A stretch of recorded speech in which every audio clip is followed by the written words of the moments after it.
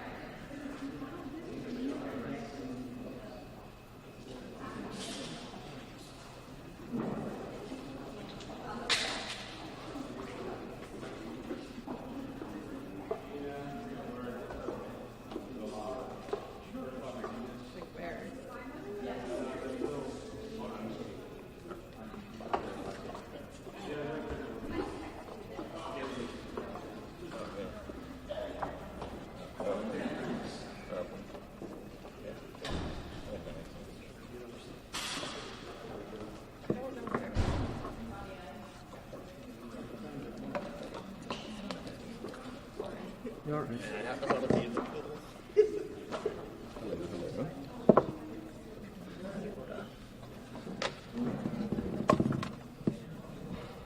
Sorry, y'all. How's it going? Good, how are you?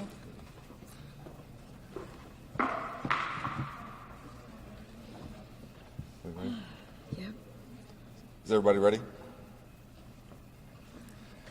Well, thank you all for coming out. Listen, what we're dealing with in Dallas County is part of a broader pattern of trying to disenfranchise black and brown voters across the state of Texas that began with the gerrymandering of our congressional districts.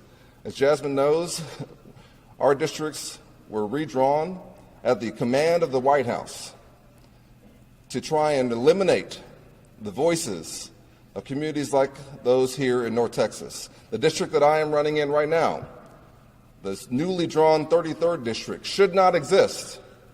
A Trump-appointed judge said that it was a racial gerrymander, and yet here we are still running in these districts.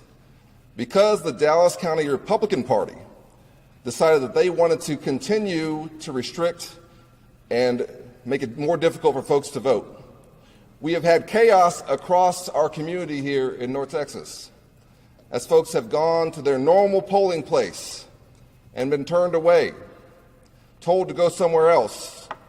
Working folks who only have a certain amount of time to drop off their kids, get to the job, do the things they have to do to take care of their family, are being redirected and oftentimes leading to confusion. This is outrageous. It's unacceptable. And we should all recognize what is happening here. That we've had hundreds of reports of voters turned away from their polling place. And as somebody who was a voting rights lawyer before I ever ran for Congress or served in office, and I know Jasmine knows this as well from her background in civil rights, that sometimes a new law can be worse than a bad law. When folks don't know what to expect, when they don't know where to go or who to turn to, we end up in a situation like this. So here's where things stand at this moment, and then I'll turn it over to Congresswoman Crockett. The polls have been extended in Dallas County until 9 p.m. I encourage every voter in Dallas County to get in line by 7 p.m. to make sure that your vote counts. Should you get in line after that, though, stay in line. Cast your provisional ballot, and we will make sure and do everything we can that your vote is one that counts. We have been given an opportunity, thanks to a judge's order. I was ready to bring a lawsuit to try and extend this. Luckily, it was already done. To have a couple more hours to try and deal with this chaos. So to folks here in Dallas County, to my fellow North Texans, I say make sure that you find your polling place at dallascountyvotes.org. Look up your new polling place, again, at dallascountyvotes.org. And make sure, if you can, to be in line by 7, but if you don't, we'll still fight to make sure your vote is going to be counted. And we'll be there till 9 o'clock. We are in this fight not just for our elections, but for the right to vote in this state and the democracy that is at risk in this country. This is bigger than just what's happening in Dallas County or just the chaos that we've seen today. It is a pattern and one that we're going to fight against. Congressman Crockett. Thank you so much. My heart is breaking.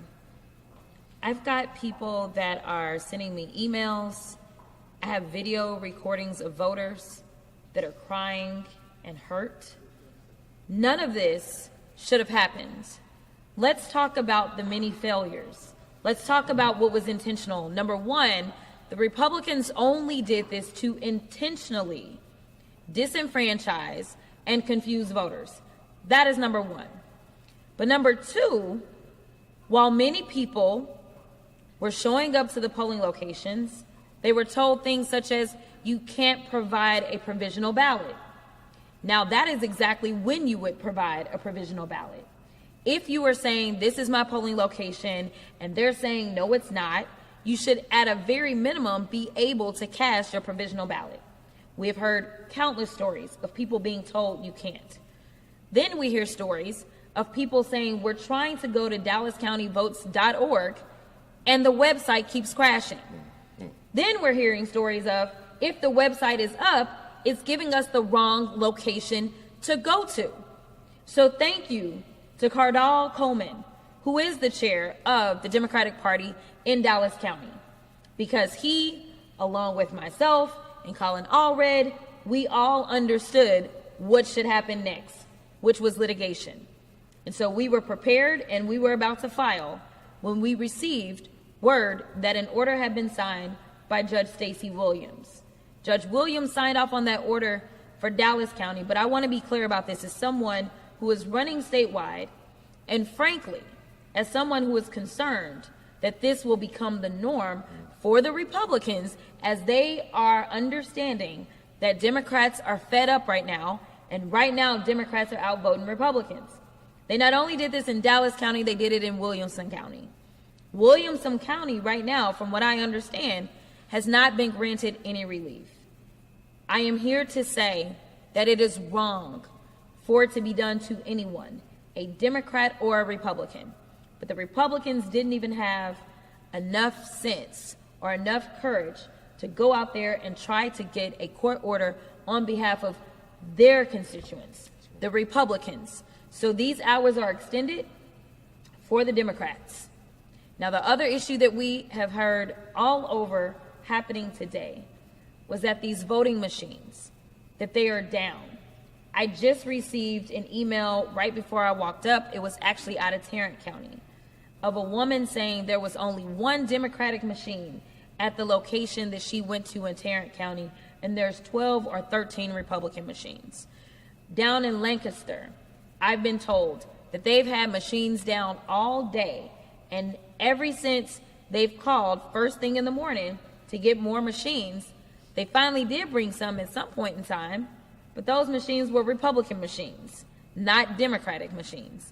Listen, this may be a very close election, and it may hinge on who was allowed to vote or who wasn't allowed to vote in Dallas County. But I'm here to say, regardless as to whether or not it's close or not, this is wrong.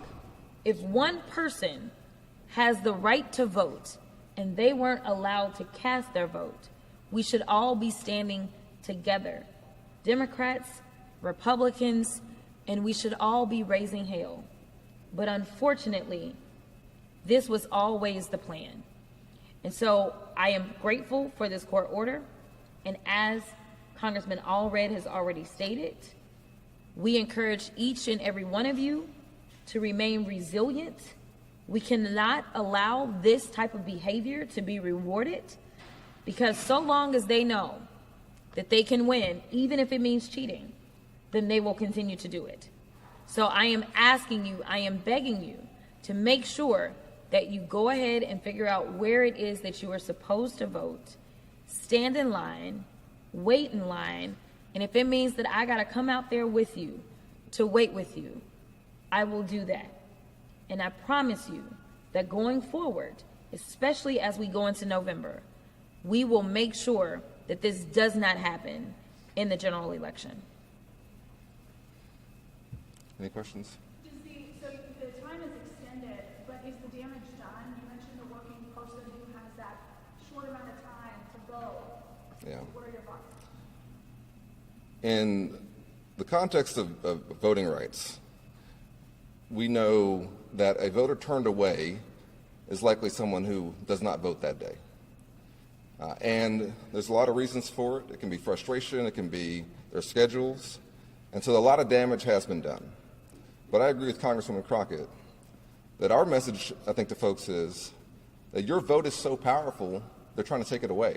Don't let them. And stand in line if you need to. We'll be there with you. We'll fight as we were fighting in court to get these hours extended.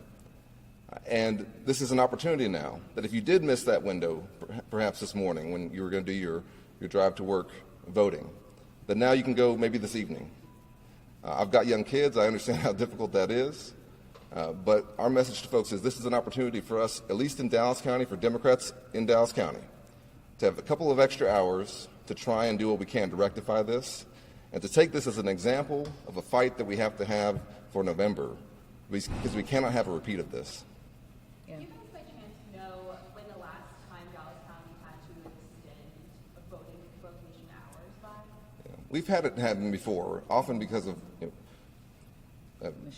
machines or running out of ballots. In fact, the election administration, for me, when I used to work in this, was often the most frustrating part. And this is, I think, also intentional, that we don't put enough state resources into running our elections. We don't have enough translators at polling sites. We don't have enough Spanish language ballots or other language ballots at polling sites. We make it difficult for voters with disabilities to vote. And I think a lot of this is intentional. So this is not without precedent that we've had to have an extension of the polling hours. I don't remember it being done because of one party's decision to throw this into chaos like this, though. Congressman Crockett, your district obviously spends a lot of Dallas County organization support for you.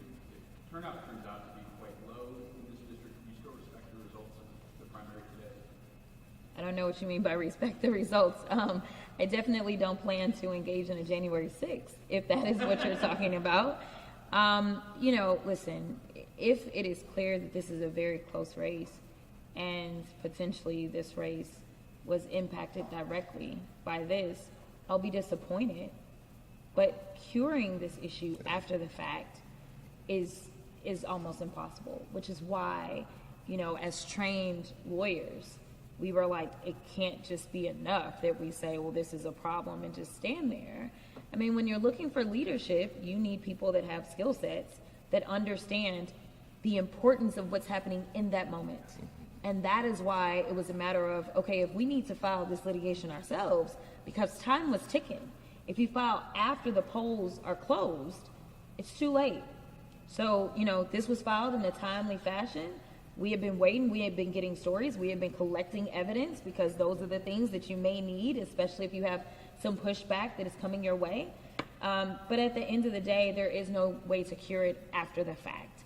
And so ultimately, would I be disappointed if for some reason it seems like this was a very close race and a lot of people that I would assume were supportive of me were disallowed?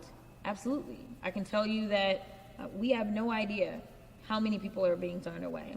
But as I was at Oaklawn, I can tell you that as at least in the time that there were observers there from the media, it was basically 1-to-1.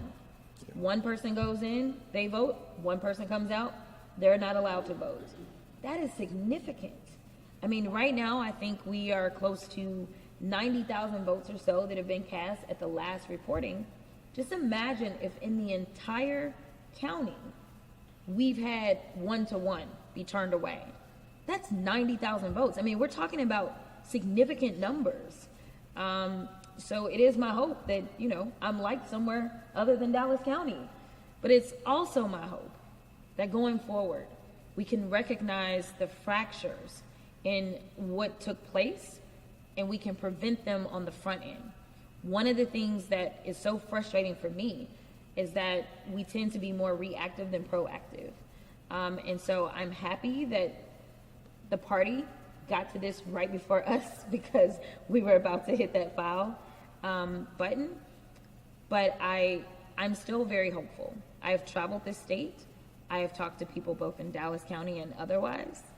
And I am just frustrated both for the people in Williamson County as well as Dallas County because they are entitled to cast their vote for whomever it is that they feel like should be representing them.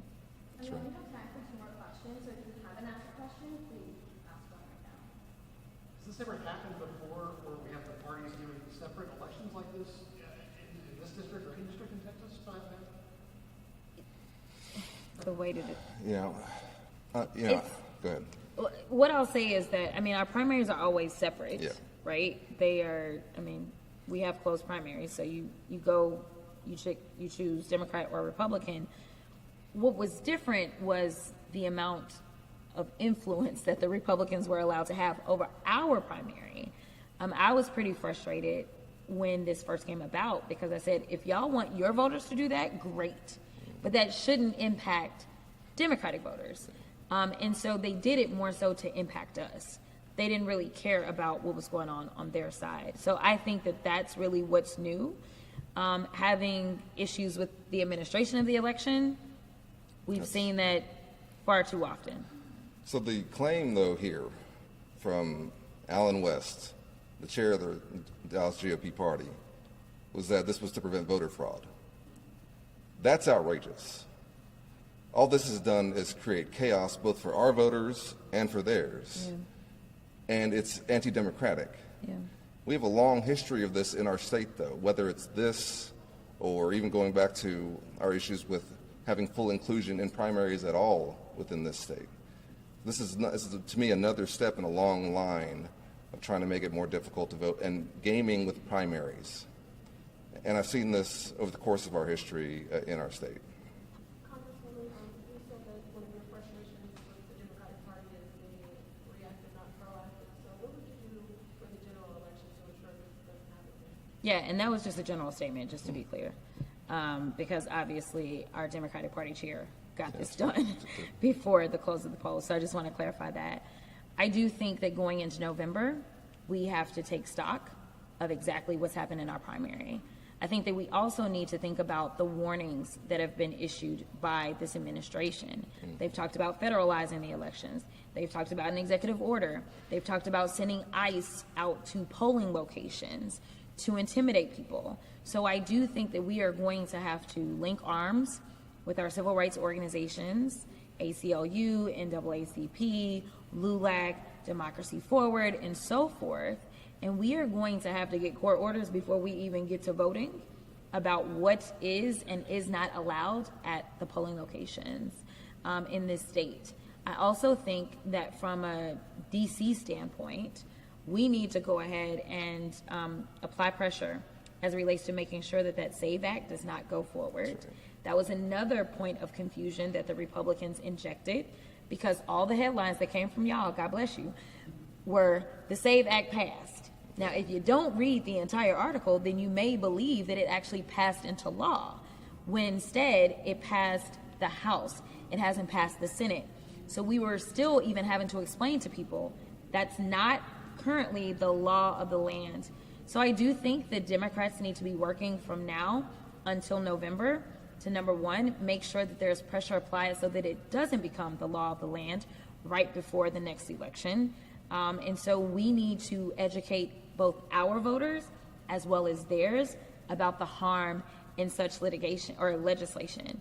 I also think that we need to go ahead and see if even in the minority, we can move forward with legislation that is pro-democracy legislation. I know a lot of people look at DC and they say the Democrats are in the minority, and we are. But in the minority, we were able to get the Epstein Transparency Act passed. That was because of outside pressure that was applied by the people. So I think that we need to do that work now and try to drum up as much, as many people to get involved in this process, so that hopefully we can, even in the minority, get something that looks like real democracy. Real quickly, if I may, yes, thank you. You mentioned that some voters coming today had to fill out a provisional ballot to change location. Do you have anything you want to say to them about what that process is going to be like and how to make sure or find out if their vote is counted? Yeah, so folks should know that there is a process for curing a provisional ballot. And it's difficult when it's done in this manner because it's regarding your polling place, and so this is more difficult. But I think what the Congresswoman and I are committed to doing is helping anybody who wants to try and make sure that we'll help them try to cure their ballot. There's a set deadline of days after the election for it to be done within. Usually has to be done at the at the voting election center, and it's a little bit arcane and difficult. But to any folks here in North Texas who feel strongly about this, I encourage you to reach out to us. I've done this in my own personal capacity as a lawyer several times. We'll do anything we can to provide you that information, and in fact, we'll try and put it out tonight how you can cure your ballots.